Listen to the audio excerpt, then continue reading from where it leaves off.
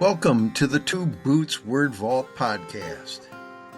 In this episode, I give my ruminations about how and why the 2024 presidential election ended as it did, and why there is a deep grief for the loss of communal feeling, which my friends in the Minnesota Men's Conference provide. Ruminations after the 2024 presidential election. In this digital age, there's deep grief at the loss of communal feeling. Our Zoom communities and the online connections offer incomplete access to communal soul. Our bodies and the physical world are not a part of the connective process necessary for fuller communal soul. We may have conversations across oceans, yet never learn the names of the neighbors across the street. We literally lose touch with our abilities to cope with the innumerable living entities and the ever-present obstacles around us. We run away from the contradictions that exist in communal soul and safely retreat to our specialized communities. Our generation is the most affluent the world has known. It is also the least communal, despite our digital web of interconnection. The divisions between specialized communities are wider and firmer than ever before. Affluence, instant gratification, and self-actualization are the inherited expectations of our people, rather than relationship maintenances. For those of us who are highly educated, we tend to expect new experiences beyond our locality and yearn to inherit social leadership with an underlying sense of comfort, convenience, and security if we fail. We can always return to our comfortable homes and our inherited privileges.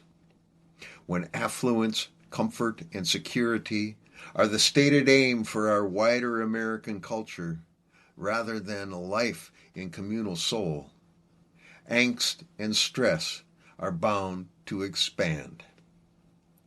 In 1989, John Stokes of the Tracking Project gave us one of his universal tracking laws.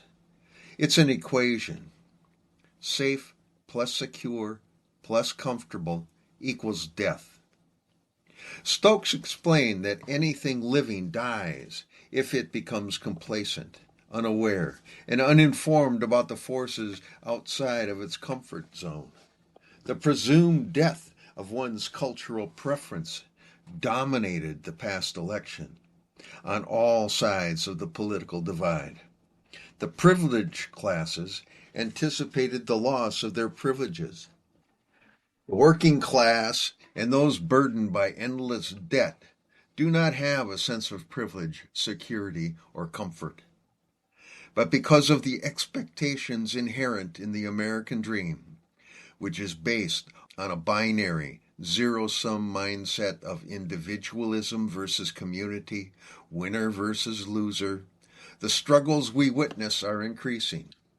Psychic and physical stresses fill the gaps of this dichotomous existence and infuse all aspects of our lives. The gifts of communal soul and quietude and silence, which should fill those gaps, are avoided and often disparaged. They are replaced by the insatiable soul's ever-increasing addictions. We make futile attempts to renew balance to our lives with busyness and consumption. We ignore the slow, the quiet, and the silent. It's like watching a fireworks display at noon on a sunny day while standing in the midst of a state fair crowd. Such is the feeling imposed by the pressures of our contemporary environment. At the Minnesota Men's Conferences, by following the examples of indigenous and learned elders, we have worked for and offer a sense of communal soul, not with perceived entitlement, but with a quiet reverence for what is around us. When we become aware of our reverence, joyous celebration for life is possible, and joy may follow without the debilitating obstacles of our stresses. At the 40th Minnesota Men's Conference, a first-time participating younger man, but not a youth, commented that the older men did not condescend towards the younger. That was encouraging for us. We've grown into the awareness that in relationships we hold one another's soul in a communal sense. We are not isolated individuals. The work we offer is rooted in relationships of all sorts, relationships beyond the facades of privilege, comfort, and security. The 2024 election results should be a wake-up for elders. Self-actualization or self-awareness connected to Earth and the cosmos should be encouraged for younger people.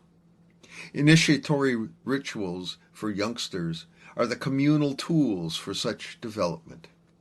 As we age, relationships and communal soul should be our appropriate goal, and ritual thinking must create the tools for communal soul. Tim Walz, who ran as the 2024 Democratic candidate for vice president, nailed it on The Daily Show with Jon Stewart before the election. He said, quote, "Self-actualization takes a lot of money and time. It's not available to working folks," unquote. Most of the young folks, especially the working class males, have neither the time to pursue self-actualization nor the awareness of their connection to life's currency. They are encouraged and coerced to pursue the American dream that is preferred by the affluent and academically educated. They are never offered alternative visions or values for their livelihood. We, as a group of older men, need to work for communal actualization in what it offers, rather than the next bottle of wine, the latest exotic meal, or another trip to the Caribbean. But we must live and role model a life of communal soul, not just preach it as a Facebook meme. In a Minnesota men's conference, we work toward and find communal soul in our ritual times together. We reach out to those who are unable to afford our conferences as best we can. Half of the participants at our last conference were given some sort of financial scholarship, but we are still a specialized community. When a conference is over, we disperse to our other specialized communities, most of them infected by the individualistic aims inherited through the insatiable soul of the dominant American dream culture. As elders, we need to continue to work for communal soul rather than affluent individualism, which includes striving for personal apotheosis. I believe the energies and forces of all life will cooperate. Or, as our indigenous elders advise, we need to repair our relationship with the mother. We need to step through our insatiable adolescent desires and move beyond the promise of perpetual excitement. When we have slowed down in our rituals and spread our awareness beyond the American dis-ease and allowed the attention of the non-personal world to be welcome in our presence, we have witnessed the cooperation of non-humans. Last autumn, when we ritually entered the lodge for the first time, the geese and eagles and caterpillars, the maples, birches, oaks and cedars, the ivy, the grasses and underbrush welcomed us to their lives. The clouds and sky welcomed us too.